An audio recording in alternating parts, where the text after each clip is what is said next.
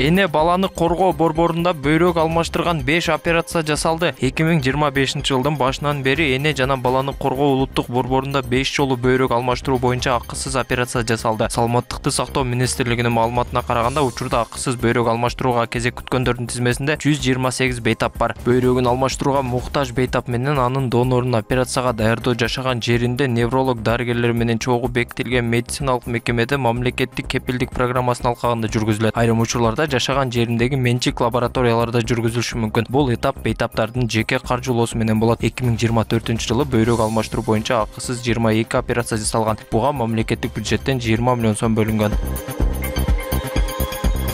Түштүк Корея менен визалык режимди жеңилдетүү келечеги сүйлөшүлдү. Кыргызстандын Тышкы иштер министрлиги консулдук департаментинин директору Сейтек Жумакадыр уулу менен Түштүк Кореянын Кыргызстандагы элчиси Ким Кванже жолугушту. Тимдин басма сөз кызматы маалымдагандай, жолугуш 6-мартта болду. Анда консулдук чөйрөдөгү кызматташтыкты өнүктүрүүнүн азыркы абалы жана келечеги талкууланды. Ошондой эле Кыргызстандын жалпы жарандык паспортторунун ээлери үчүн мамлекеттер ортосунда түз аба каттамдарын ачуу шартында визалык режимди жеңилдетүүнүн келечеги жөнүндө пикир алмашуу болду. Жолугушууда өзгөчө көңүл Түштүк Кореяда жүргөн кыргызстандык жарандардын укуктарын коргоо жана алардын эмгек ишмердүүлүгүн жүргүзүүсүнө жагымдуу шарттарды түзүүгө бурулду. Кыргыз тарап эки мамлекеттин жарандарын социалдык камсыздоо маселелери боюнча мамлекеттик социалдык камсыздандыруу жана пенсиялык камсыздоо жөнүндө өкмөттөр аралык макулдашууга кол коюу аркылуу кызматташтыкты активдештирүүнү демилгеледи. Жыйынтыгында тараптар өз ара кызыкчылыкты жараткан бардык маселелер боюнча тыгыз жана үзгүлтүксүз байланыштарды сактоону макулдашты. Кыргызстан менен Түштүк Кореянын соода алакасы $1 миллиард тегерегинде. Мунун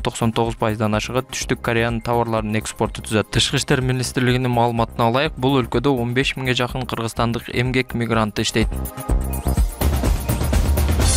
Жеңил унаалардын кузовун өлкөгө ташып келүүгө убактылуу тыюу салуу каралууда. Өкмөт жеңил машиналардын кузовун өлкөгө ташып келүүгө тыюу салууну сунуштап жатат. Тиешелүү токтом долбоорун экономика жана коммерция министрлиги коомдук талкууга чыгарды. Бийлик акыркы учурда кузовду алмаштыруу шылтоосу менен унааларды каттоо маалыматтарын өзгөрткөн фактылар көбөйүп жатканын айтты. Бул иш жүзүндө бажыдан өтпөгөн унааларды мыйзамдаштырууну шарттайт. Ошондой эле куралган автоунааларды мыйзамсыз эксплуатациялаган учурлар да бар. Улуттук статистика комитетинин маалыматы боюнча унаалардын кузовун басымдуу бөлүгү Литва, Япония жана Германиядан алынып келинет. Өткөн жылдын 10 айында 3,7 миң кузов ташылып, аны импорттоо 32% өскөн.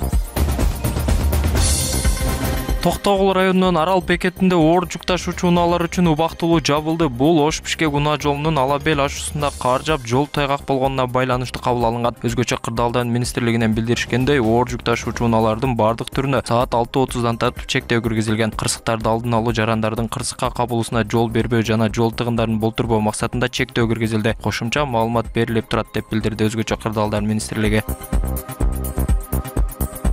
Ош, Атабаев жана Төлөнов көчөлөрүндөгү мыйзамсыз курулуштар алынат. Ош шаарынын Атабаев, Төлөнов, Саргалчаев көчөлөрүндөгү тротуарлар жана ирригациялык тармактар оңдоп түзөөдөн өтөт. Мыйзамсыз курулуштар алынат. Бүгүн 7-марттагы мэрдин кезектеги рейти аталган көчөлөрдө уланды. Жергиликтүү бийликтин маалымат кызматы билдиргендей, мэр бул көчөлөрдөгү тротуарлардын жоктугуна көңүл бурган. Аталган жерде жайгашкан курулуштардын чектерин тактап, кызыл сызыктан чыккан мыйзамсыз тосмолорду алып салууну тапшырган. Ошондой эле ирригациялык тармактарды оңдоо жана Саргалчаев менен Юнусов көчөлөрүнүн асфальттоо иштерин жыл ичинде жүргүзүүнү пландаган. Эске салсак, Ош шаарында 1 айдан бери мыйзамсыз курулуштарды алуу, тротуар салуу менен жолдорду кеңейтүү иштери жүрүүдө.